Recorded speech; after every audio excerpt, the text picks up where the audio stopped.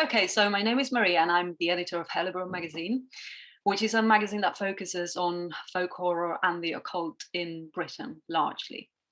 And today I'm going to talk to you about archaeology and folk horror in Hellebore, a summoning of ancient terrors. This is our tagline, so you're going to see why, hopefully, within the next 40 minutes or so. If you're here, you're probably aware of how popular folk horror is at the moment.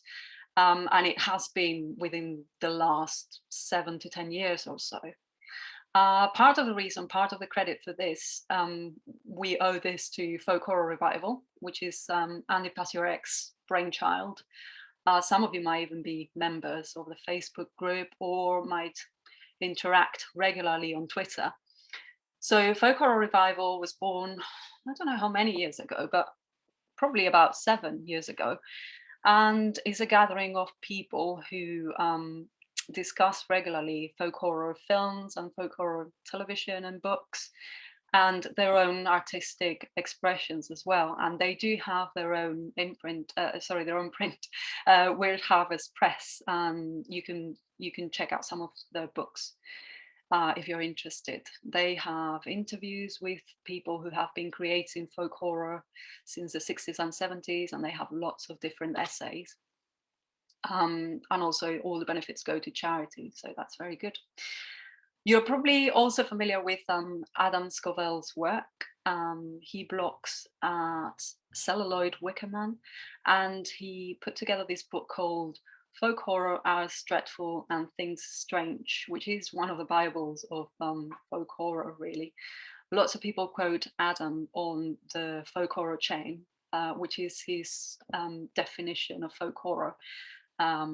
So if in theory, if you have a film that you're not sure if it's folk horror or not, then you can run the folk horror chain that Adam Scovell put together, and that will tell you if it is or if it isn't.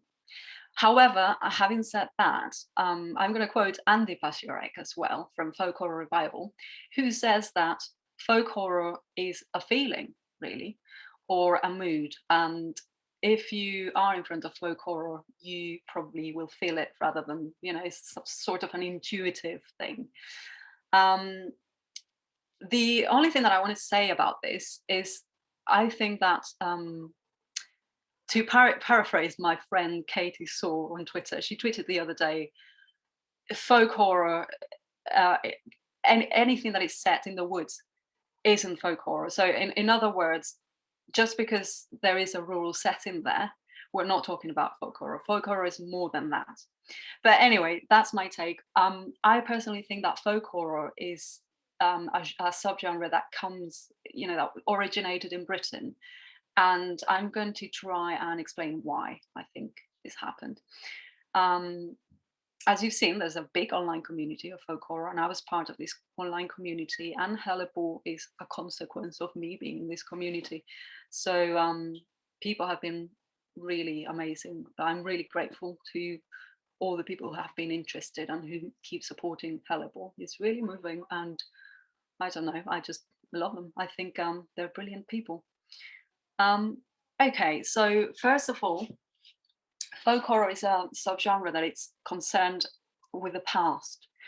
The past is a heavy theme that always appears in folk horror, or at least in my favorite films and cultural products. This is a still from The Blood on Satan's Claw, of course. Oops, sorry. So the subgenre is concerned with the survival of ancient cults, usually in isolated rural areas. Of course, the main example is one that you probably know very well, The Wicker Man. And the survival of an ancient cult happens on the isolated island of Summerisle, which obviously doesn't exist. And here you have the procession and the leader, Lord Summerisle, Christopher Lee, and actually they're around this stone circle, which is actually fake. It was built in one of the castles, in the garden of one of the castles that they used for filming. But you can probably see the stones. They look a bit fake. In folk horror also, the past is captured in the natural environment or recorded onto the stones. One of my favorite examples for this is the stone tape, which came out in 1972. The stone tape was written by Nigel Neal, who's one of the pillars of folk horror of this whole subgenre. And the stone tape, you'll probably be familiar with it because there's a stone tape theory that says that it's named after this film, um, which is connected to the concept of place memory in the late 19th century, which was used by many psychic researchers, and involves that locations hold a certain memory of events from the past.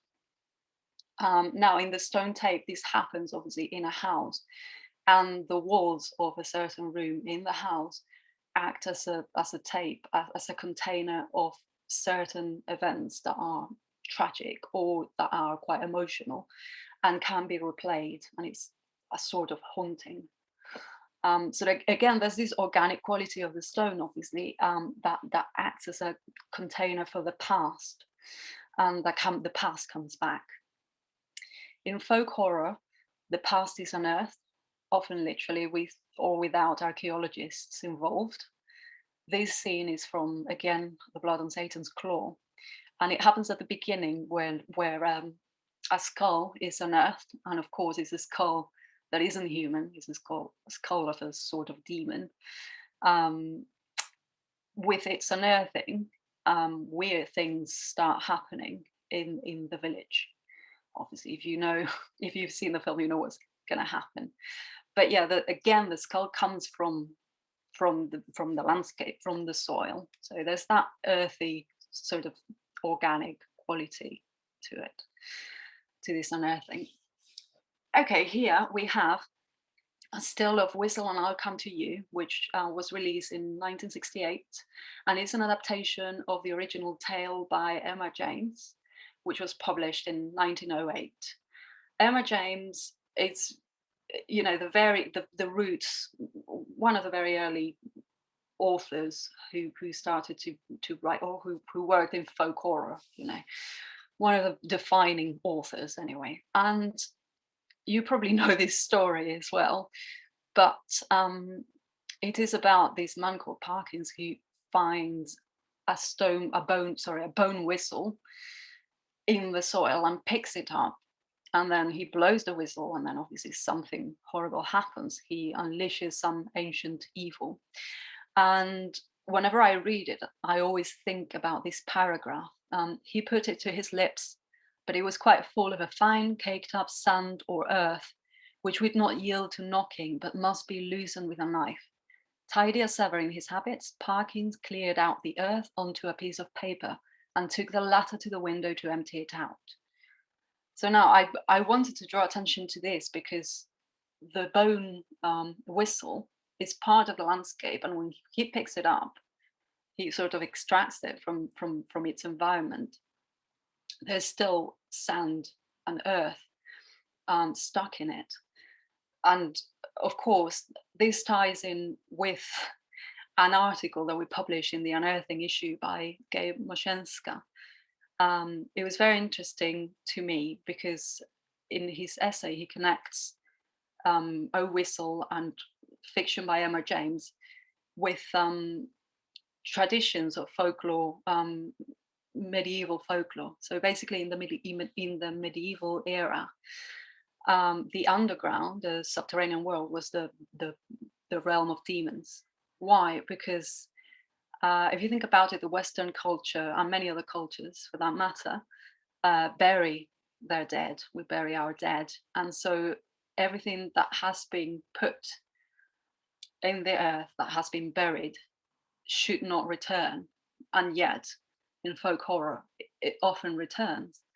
And in fact, in the medieval and the modern era, treasure hunters had to perform exorcisms because they believed that anything that came from the ground was cursed or had a demon attached. And so there were lots of different. Treasure hunting was basically a very sort of not mystical, but yeah, it had a significance that wasn't just because of the treasure that they were going to find, the richness, the riches that they were going to find, but because of all the all the sort of mystical qualities of it, of finding something, and maybe accidentally summoning a demon, which is something that Emma James did really well in the Edwardian era. So he played with all this, and this had a big influence in folk horror. So, hello Dracula. Um, as in Gothic horror, in folk horror, the past always returns. The reason why I've got Dracula here is because it's the main example of the Revenant. So Dracula is someone who always comes back. You can't kill him. He always returns. If we think of other Gothic examples, we can think of Gothic curses, for example. So a Gothic curse means that in a family, something comes back generation after generation, and the protagonist usually wants to escape this curse, but might not be able to because they're trapped in this cycle. So the Gothic is usually concerned with a Gothic loop. So it's this cycle of repetitions of the past always returning, and there's something really horrible about that. However, in folk horror, the past does the same thing. The past always returns, but the past is irrational, primitive, and barbaric. I couldn't think of a better image to depict this concept than the final image of the Wicker Man, where you can see finally the Wicker Man burning, and the whole, all the whole of summer are singing "Summer is coming in." So yes, the past is back. The past is irrational, primitive, and barbaric.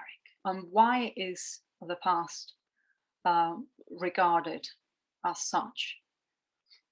I don't think you can see me, but you can see now because you can see me instead.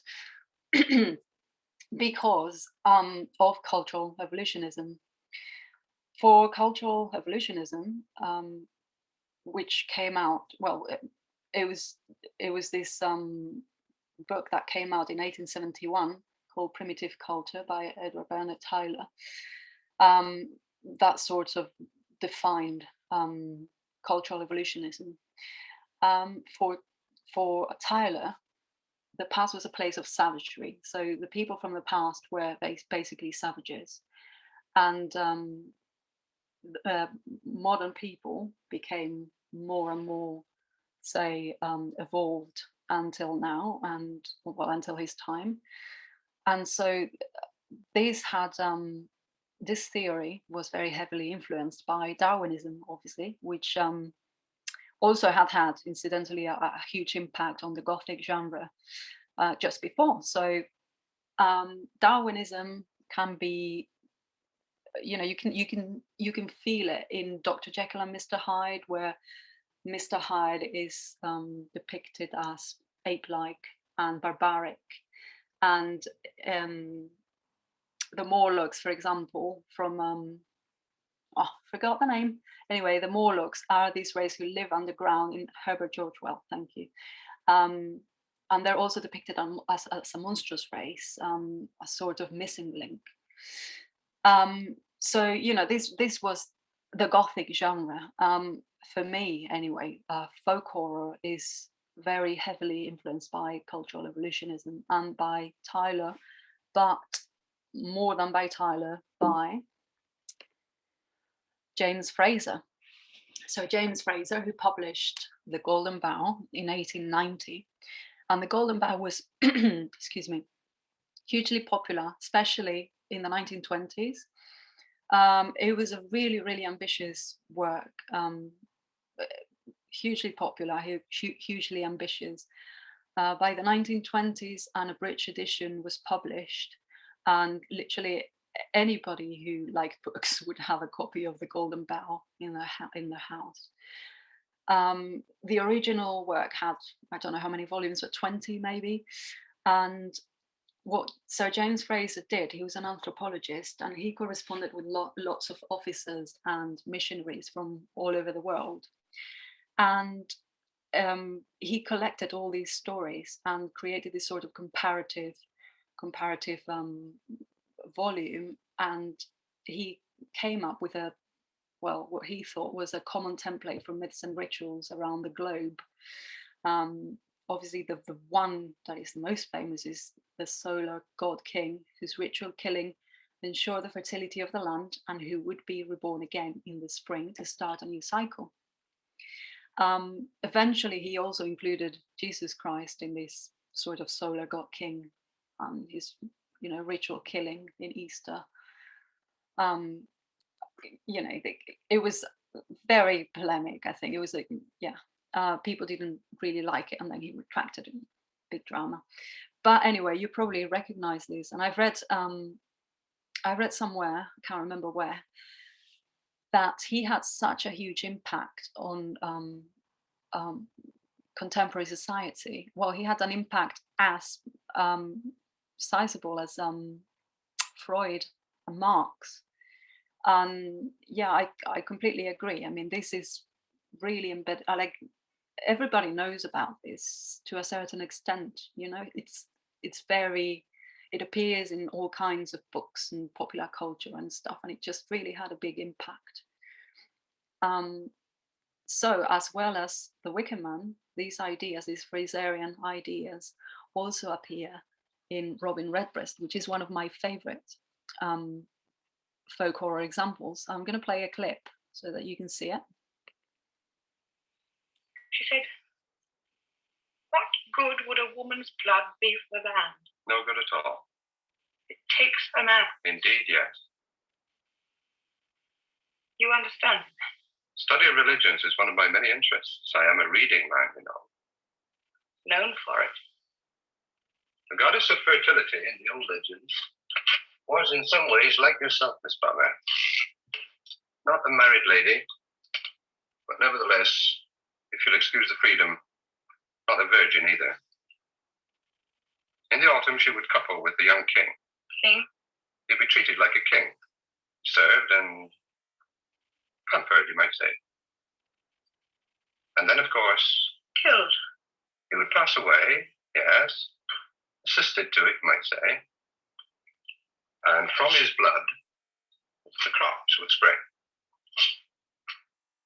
A Greek legend, Mr. Fisher.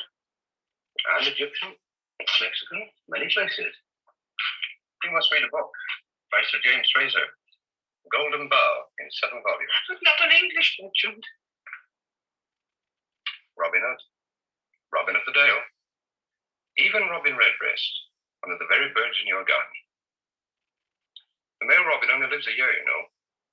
The female has many partners. Always robin. Such bounty there was, such fruitfulness, Miss Palmer, from the blood that drained from Robin Hood, so the old stories say. But they are only stories, of course. And if that's all one had to say to the police, how very foolish they would think one. This is it. It's a chilling scene. I love it, and I like how they use James Fraser's work as a reference. It backs up the whole idea of behind Robin Redbreast. Of course, there's also Eye of the Devil, which you might have seen. It's got Sharon Tate in it, which is also quite Fraserian, although it has some other elements to it, which I don't want to reveal in case you haven't seen it. But yeah, there's also Fraser elements to it. So at that time, pagan survival theories started to become really popular.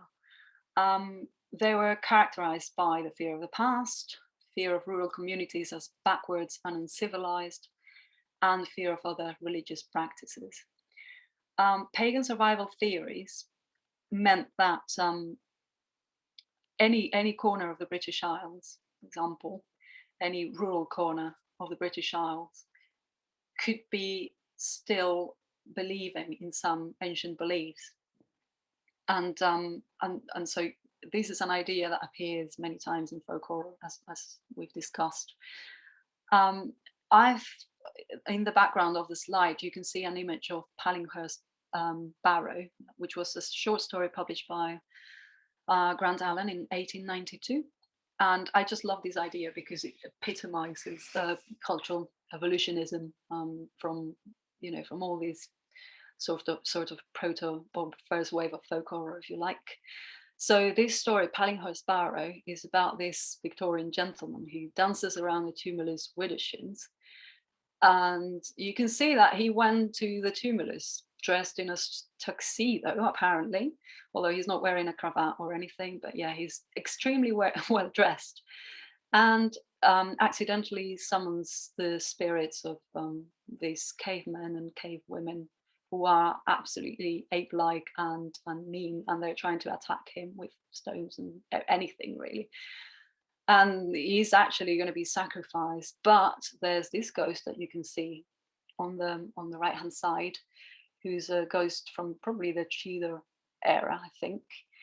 And because he's more evolved than the primitive people who are there, primitive inverted commas, he's the one who's going to save him. And of course, the true horror, the true horror here for in Pallinghurst Barrow is this group of cavemen. This epitomizes cultural evolutionism, culminating, of course, in the Victorian gentleman so well dressed. Folklore was seen as a dead organism, unable to evolve, a fossil from a different era. So, whereas now we regard folklore as something that evolves with the time and it is constantly naturally evolving, and it is pretty much impossible to say where did this come from. At the time, it was thought that it was just a dead organism and that it was preserved in certain areas, maybe because they were a bit more backwards than others, like rural areas, or because they were because the people who lived in those areas were primitive. Gillian Bennett, who's a folklorist, she argued that pagan survival theories were so prevalent in the late Victorian era because geology was emerging then, and so people started to realize that started to learn about fossils, and somehow folklore was thought of as a fossil as well. And by the way, this is from God, not What Happened Then. This is a Spanish title from Quatermass and the Pit, which is one of my favorite films. In Spanish, it was called What Happened Then, which is really random, but that's how I think of it normally. Pagan survival theories acquired a different flavor with Margaret Murray, who in 1921 published The Witch Cult in Western Europe, which had a huge impact on popular culture. Her theory was that witches were part of a hidden fertility cult prosecuted throughout history. So the early modern witch trials were actually killing people who were pagans, and these pagans weren't worshipping Satan, but a horned god, and the whole thing was a fertility cult. However, I have to say, when the book came out, many academics weren't buying Margaret Murray's ideas. She was actually an archaeologist and an Egyptologist as well. But when the First World War came out, she obviously had problems. Well, I mean, I don't think there were many excavations were happening during World War One. So she found another field of studies, folklore studies, and focused on witchcraft. And her, like I said, her theories had a huge impact on the popular imagination, but they were criticized at the beginning, and obviously now they're completely debunked. If you're wondering what this image is about, it's she is unwrapping a mummy. This is the kind of thing that Victorians did to have fun. So you can actually see the human remains on the table. This was early Margaret Murray, though. Let me move myself. So of course these two things, Fraser and Murray, were huge. Also, Montague Summers and Dennis Wheatley were publishing many books at the time. They were huge bestsellers in the 1920s and 30s, and they both had this similar ideology. They very, very much believed in good versus evil. So obviously, good for them, they were the Christians, and evil were the witches and Satanists. Um, so they sort of contributed to this satanic panic, which in the 90s, in the 1990s, it was huge. But yeah, this comes from that era, and basically this all had an impact on the culture from the 60s. So there were films that came out at the time. So this is one of my favorites. As you probably know if you follow me on Twitter, The Devil Rides Out, made in 1968, based on the novel by Dennis Wheatley. And it is very much the war between good and evil, inverted commas. It is, it's a great film. I love it. It's got some questionable ideas. It's pretty racist, really, and outdated. But I still love it, And what I was going to say is that it drinks heavily from this sort of, well, it's based on Dennis Wheatley. So yeah, it's got these ideas of good versus evil, and anything that isn't, sort of middle class, white, reasonably affluent person is going to be deemed a bad person, and a witch or a cultist, basically. But it's still great fun. Another film that I quite enjoy actually is The Witches, again from Hammer, 1966. And this is again based on the ideas of Margaret Murray, because here you can see John Fontaine playing the John Fontaine character, suffering a lot, obviously, as is usually the case with her. And she's a teacher who arrives to the village of Hellebore, again a rural environment, and she discovers that there is a weird cult happening, threatening her. I've included this because it is really interesting to me that she's obviously in this rural area in England where something is happening, some reenactment of some ancient cult, but also because of the character of John Fontaine, because she's got her own backstory. And she's had a trauma. She was somewhere in Africa, I can't remember where, and she had a nervous breakdown, basically due to something related with witchcraft. And as a consequence, you can see images in the film. I mean, you can see how they play with this. There's a juxtaposition of the rural environment, which seems in theory very rational at the beginning, but obviously is not, and with a sort of African kind of voodoo doctor kind of thing, which is very, very extremely pulpy. But they bring it on, and they just combine this in the film. Now, the film is quite watchable, I think, especially at the beginning. But towards the end, it's not perfect, but it's still really interesting. It was written by Nigel Neal as well. Another one that I wanted to mention was Night of the Eagle, which came out in 1962. And in Night of the Eagle, I find it really interesting because, of course, we've seen how the foreign cultures were seen as irrational and rural areas were seen as irrational. Now, who's going to be more irrational than a woman? So yeah, in Night of the Eagle, it's the scene has been moved to the world of academia. So you've got a university professor, and he's doing pretty well in his career, but he discovers that his wife is hiding all this occult paraphernalia, and he decides to burn them. And when he burns them, his luck begins to turn. And obviously, he was the biggest skeptic at the beginning, and this is all about his journey from being a skeptic to being a believer. But yeah, it's really interesting that obviously the next consequence would be to have the woman as an irrational person. That women had been practicing witchcraft since antiquity. That was the whole take of the film, but then it was previously a book. Obviously, it was based on Conjure Wife by Fritz Lieber, and Rebecca Bauman wrote a really good piece about this for Hellebore issue 3. Another one of my favorites is Night of the Demon. Here you can see Dana Andrews, who's holding the runic curse in the middle of Stonehenge. Why Stonehenge? I don't know, it looked pretty. It was directed by Jacques Tourneur in 1957, and it just, to me, it's really interesting that the film credits Margaret Murray as the witchcraft advisor. So in other words, she sort of provided the background, the background. Obviously, the film is based on Casting the Runes by Emma James. But yeah, it has been moved to the 1950s, so everything looks pretty modern. Men and women drive cars.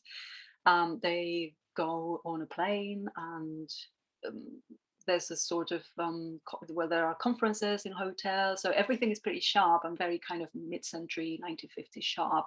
You can see Dana Andrews with his hat, but then it's really interesting to me that they from the first scene, which I'm going to play in a moment, you can see how they've used the past in here.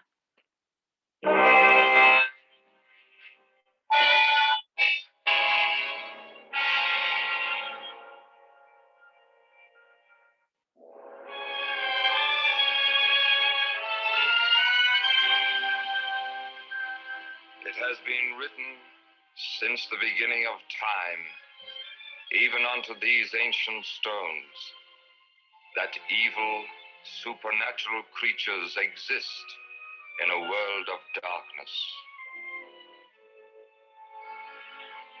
And it is also said, man using the magic power of the ancient runic symbols can call forth these powers of darkness, the demons of hell. Through the ages, men have feared and worshipped these creatures. The practice of witchcraft, the cults of evil have endured and exist to this day.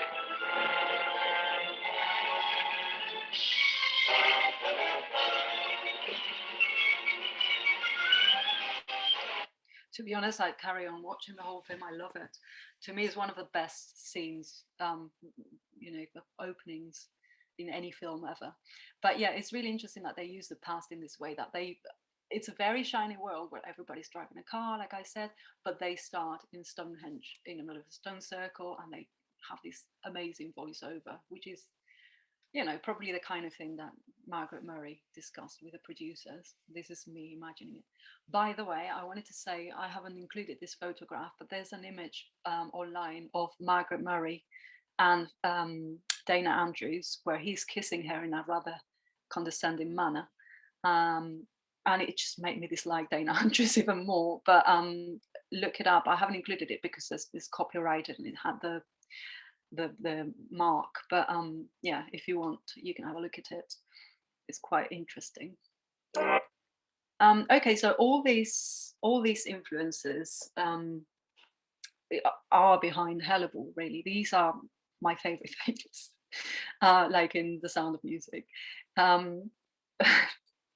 So this is the reason why I decided to create Hellebore. Obviously, these are the first 3 copies of Hellebore. You can see them here. We are about to release our 6th issue, so yeah, a few more now. And I wanted to talk to you a little bit about how it all started. So obviously, as you've seen, folk horror to me, well, this is my favorite side of folk horror. What I've just told you, as a genre concerned with the past and with all these influences and with its roots in the sort of late 19th century and the revival from the 60s and 70s. So what I did when I thought of producing this magazine, I gathered a series of images that I wanted to reference, or styles that I wanted to reference. And these are some of the examples. This is actually a screen capture from my Pinterest board. There were lots of Polish and Czech film posters from the 60s and 70s, as you can see, because they have that sort of surreal quality that you associate with the 60s. and but then obviously these were informed by the 19th century. So when we were researching these aesthetics, Nathaniel, who's the designer, came up with all the typefaces that were used in these posters, and in many cases there were typefaces that were created in that era, in the 19th and late 19th and early 20th century. So there was, the revival in the 60s and 70s drank from that as well, and then obviously we also drink from that. So one of the things that I wanted to do as well was to have something quite playful, because Hellebore, I always think of Hellebore as a magazine for a popular audience, but with an academic flair, because I love pulp. I embrace it. I love it. But then also I read a lot of essay, and so kind of naturally both things came together for Hellebore. And there's a sort of playful quality to it, and I wanted to come up with a motto, or something like a hashtag. And so I thought of this book by Theodore Kenyon called Witches Still Live, which is very much in the vein of Montague Summers and Dennis Wheatley. I mean, it was like completely demonizing witches and stuff. But I've always liked the typeface a lot, and I liked the motto, Witches Still Live.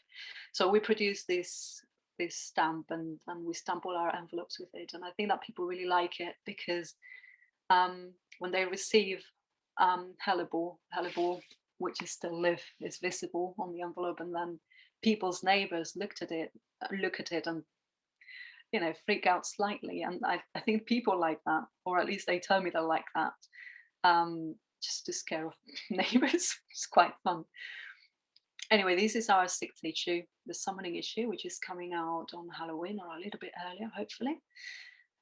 It's very much about ceremonial magic, about summoning, about the impulses behind summoning. So yeah, the thirst for power, for forbidden knowledge, liberation, whether they're what kind of entities they are. They can be spirits, they can be demons, they can be angels. So yeah, this is going to come out in a few weeks, hopefully. In fact, I'll probably send it to print later today.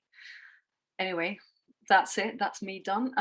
If you'd like to contact us, we're on Hellebore Zine on Twitter and Instagram, and this is our website, helleborezine.bigcartel.com. And I think that it's now time for your questions.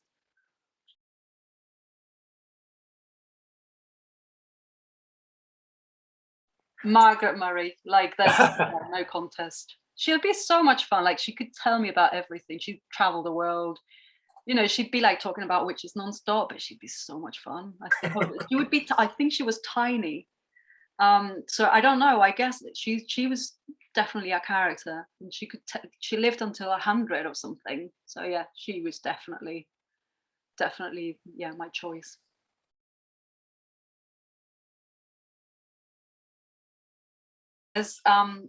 See, I focused on the early 19th and late 19th and early 20th century, and the 60s revival, because these are my favorites. There's a lot of contemporary folk horror happening. I mean, in terms of literature, you've got Andrew Michael Hurley, and I love Lizzie McKnight Hardy. She wrote this book called Water Shall Release Them, I think it's called, which is currently being adapted to television, by the way. So you'll probably hear a lot more about her. But I love that book. And in terms of films, yes, Midsommar. I have to say, I hate Ari Aster. I don't like his films at all. Sorry, this is going to be recorded. Sorry, no, I don't like Ari Aster. I really didn't like Hereditary, and I never bothered with Midsommar because Hereditary really annoyed me. But there's also The Witch, obviously, which I like a lot. And there's loads more, really. I can't really think of any recent films. But in terms of the nostalgic element, yes, because we're talking about the past and not, but you're probably referring to my focus as nostalgic, I guess. I'm not sure, but anyway.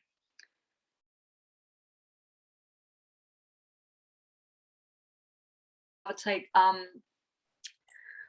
well, I don't really have a strong answer to that. I think when I spoke to Ronald Hatton, he was talking about how there is a folklore revival as well as a folk horror revival. I guess that they go hand in hand. I think that partly the rural element, sort of the landscape element, is definitely to do with climate change, and I think that with we sort of express our fears about the landscape in that way, in a way. But then I guess Brexit has been read as part of the reason why people think of communities as having like a sort of secret agenda, and like a big mob of people like being really kind of like backwards, I guess. I don't know. I don't really have an answer to it. I don't think it's ever gone away. Like, I don't know. To me, it's always been like that. So I don't really have an answer.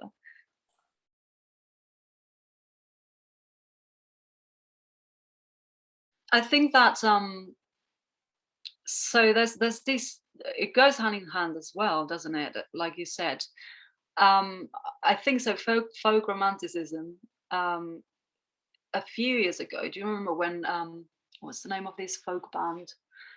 Mumford and Sons came out, and everybody was obsessed with Mumford and Sons and that sort of folklore. And I mean, it actually horrifies me more than actual folk horror. But yeah, this was very much about the Arcadia of the English landscape and that sort of thing, which I'm really not interested in at all. The pastoral kind of, this is just reclaiming the countryside, and maybe as a response to that, we've sort of because folk horror interests very much. I mean, the people who are interested in folk horror aren't the people who like these sort of views of Arcadia. In fact, they're more like outsiders, really. And maybe maybe it's been a reaction to the previous thing. I don't know.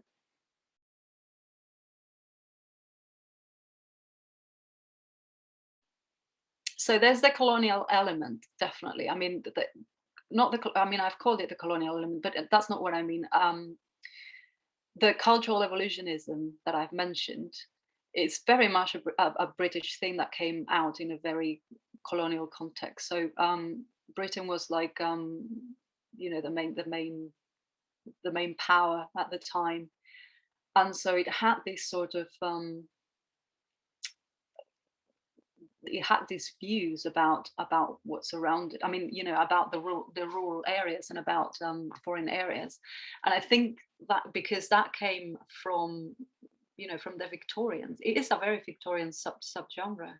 I think folk horror, and obviously, the Victorians were British, so I think although you can have folk horror in other countries around the world, it's not going to have that element of I don't really want to say supremacy, because that's not really what is behind these stories. But I think that point of view of the past being horrible, that comes from a perspective from the late 19th century, and that sort of rubbed off in popular culture, and then popular culture assimilated it, and then but we don't actually know where that comes from, unless we read about this. We sort of, I guess that it's been sort of assimilated, that we regard the past as a horrible place, because of all these ideas from the past, from the 19th century.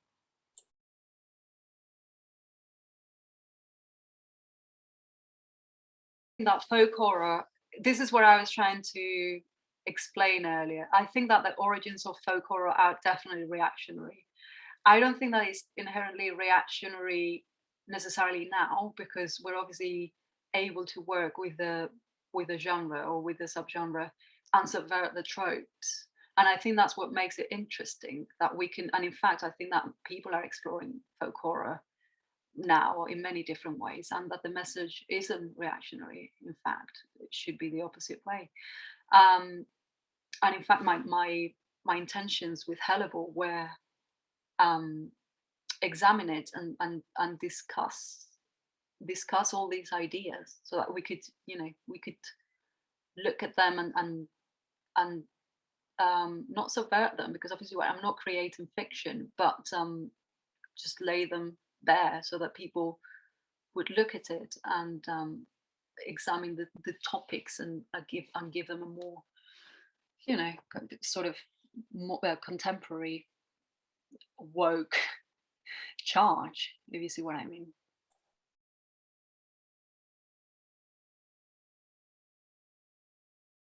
I think I know exactly what you mean. So I think witchcraft, again, we covered this in our Malefice issue. Witches, this is really funny. I'm just thinking about Twitter conversations I've had about this before, but witches are usually witches because they want to oppose the power, and so it just makes perfect sense that a witch nowadays would want to look scary, because I mean, there are lots of well, there is a bit of everything really, but I can see how lots of people embrace this sort of witchy aesthetic and revel in being, looking fearsome. And I mean, I'm a bit like that too. Like, I like, wearing my Hellebore t-shirt to shock people, because it's fun, isn't it? It's a way of showing that you're not part of the establishment in that way. And I think what I was talking about with the Witches Still Live stamp is part of that as well. This is what people have been doing for a very long time, and I think that because people would fear witches, that gave them power over the people who fear them. And I think it's exactly the same. It's just expressed differently, maybe.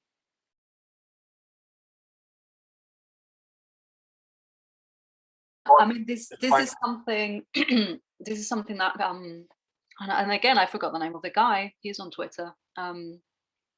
I met him in a folk horror conference, and I think he uses the term folkloresque. Probably, if you look at folkloresque, you'll find him. But in folk horror, as I said before, I quoted my friend Katie, who said, "Not everything that is said, not every horror film that is set in the woods." Jeff Talbot, Katie's there. Hi, Katie. I quoted you twice already. Jeff Talbot, thank you. Anyway, so he's the one who came up with the term folkloresque, and he tweets a lot about it. So no, so am I. So yeah, Jeff is the person to follow to discuss this. But yeah, anyway, I was talking about how Katie says that not every folk horror film, not every film set in the woods is folk horror, and in the same way, not every horror film who uses folklore elements is folk horror. This is not going to be very helpful, of course, because you're going to ask me, so what's folk horror then? Well, this is a conversation that I had with Katie the other day. If I was a sort of high priestess of folk horror, to me, folk horror would be only James Fraser and Margaret Murray influenced horror.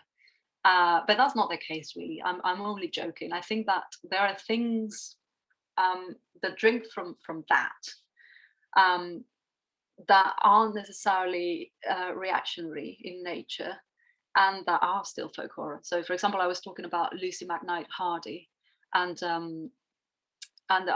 her book is a really good example of folk horror, and it's not reactionary. And I recommend the book to everybody.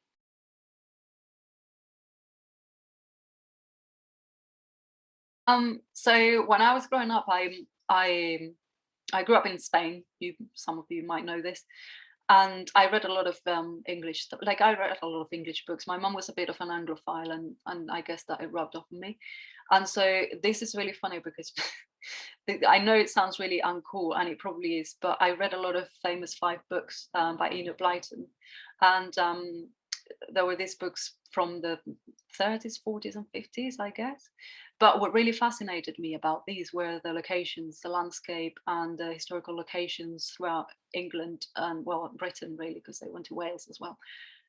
Cornwall, and all these locations, all these English, British landscape, and there were smugglers, there were lots of lots of different layers of history, and that really, I don't know, I guess I became obsessed with that, and then I read a lot.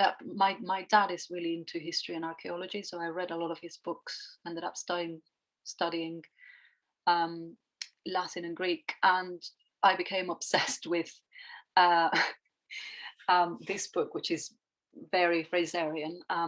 It's called The King Must Die, which Katie will know. The King Must Die is what started everything.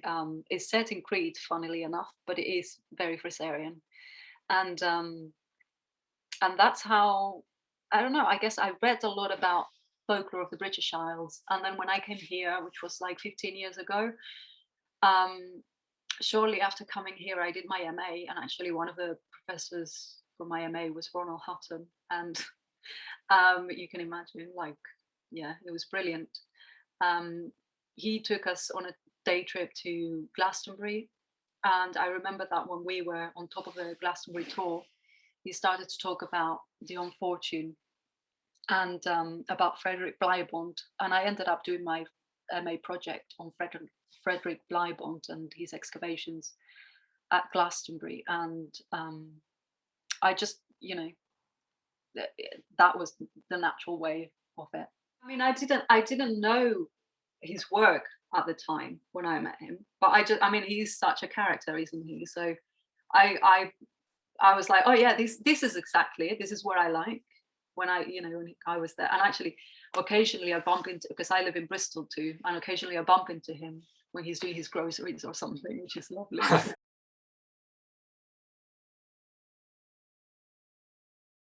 I don't know if I can say.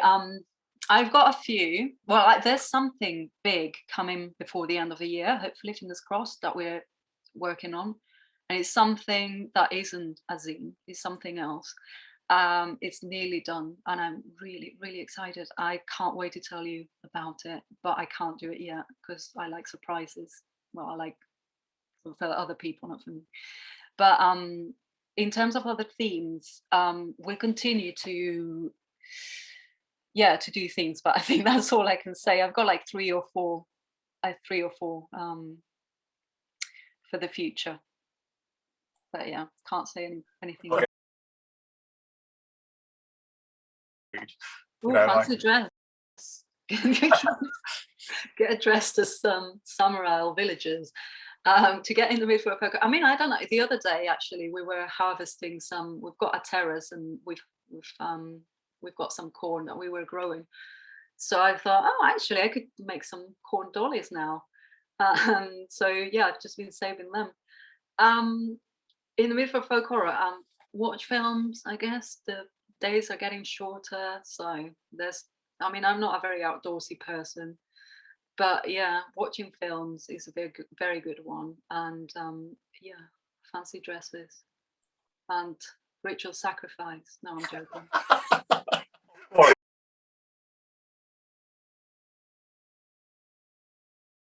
Yeah.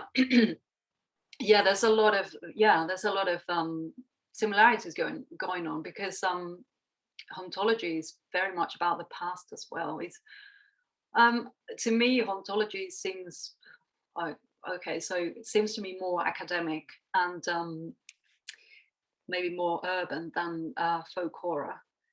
Folk horror seems to me more accessible and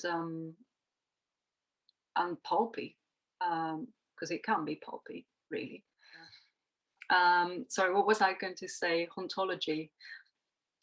It isn't really something that we explore a lot in Hellebore.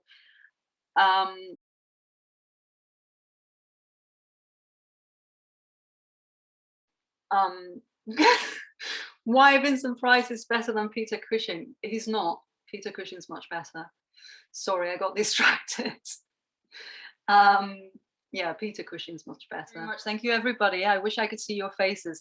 This would have been really cool to go to Watkins and see people and talk to people. But thank you very much, everyone. Talk to you soon. See you on Twitter. Bye.